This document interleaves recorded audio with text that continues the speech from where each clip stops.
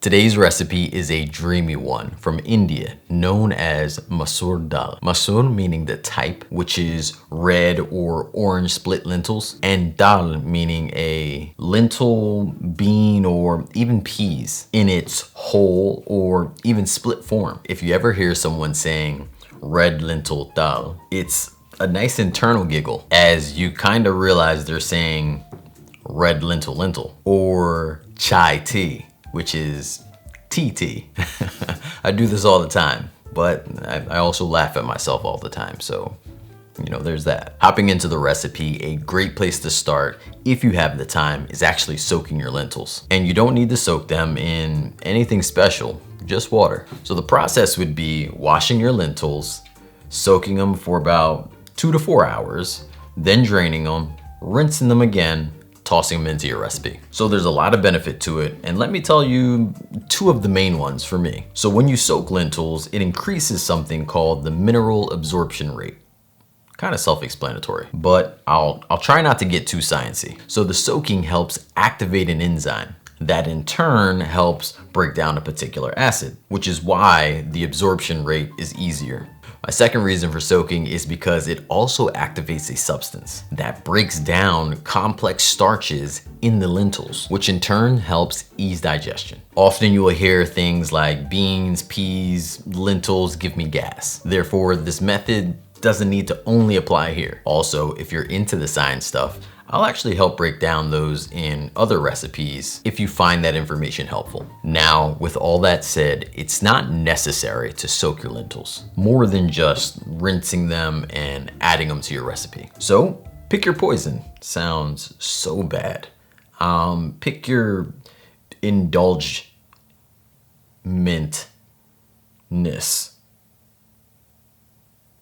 Pick something. Since we're talking about the protein, I wouldn't swap this for any other option, more than I would just go with a different recipe. You could go with a different lentil option. Just consider that lentils don't all cook at the same rate. Therefore, this recipe that takes you somewhere between 25 and 35 minutes to bring it all together. Another lentil option may take a bit longer. Let's start the cooking process. Onions, garlic, ginger. The onions, I went as far as getting a little char on them. You could do this with high heat and less stirring. This charring also helps and start to collect at the very base of the pot. And no worries, it's a big part of the flavor amplifier later on. In many of my recipes, we have done this thing called blooming our spices, or also known as burning your spices. The burning term I stay away from a bit, as it sounds kind of final. Either way, this is where you dump all your dry spices in after you get those aromatics going with the fresh ones. If you're still warming up to cooking, I find that people get to this part and it can be a little scary. Things are just cooking a lot quicker than you expected. In the middle of cooking, if you find that's you, lowering the heat will not help right away, or at least fast enough. But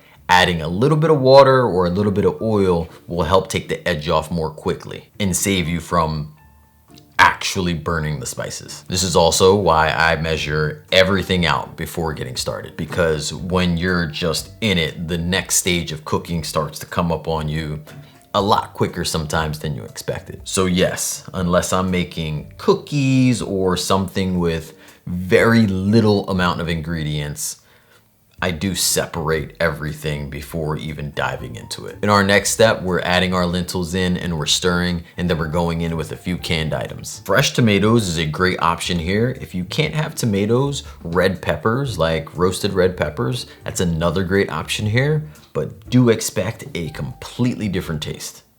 Still yummy though. Coconut milk can be subbed with like cashew cream, or, you know, a thick plant-based milk comes to mind, sort of like a soy or an oat, something like that. With those milks, you may want to reduce it a bit longer. That way you can get that perfect consistency you're looking for. It's almost impossible to overcook this, because when you're done, you actually want your lentils to be nearly unrecognizable. I like to leave mine where it's kind of half and half, some recognizable and some not so much. But it's okay if you want to go until you literally just obliterate the lentils to where you have something like a yellowish, red, orange soup thing going on. This recipe is meant to be very saucy, very creamy. So yeah, nearly drinkable, but magical, to say the least. This recipe you could find live at my website, makeitdairyfree.com, or you can click the link in the description. Thank you so much for watching. It is amazing how we're like nearly at the end of the year. I mean,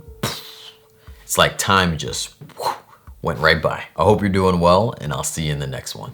Believe in good. Peace.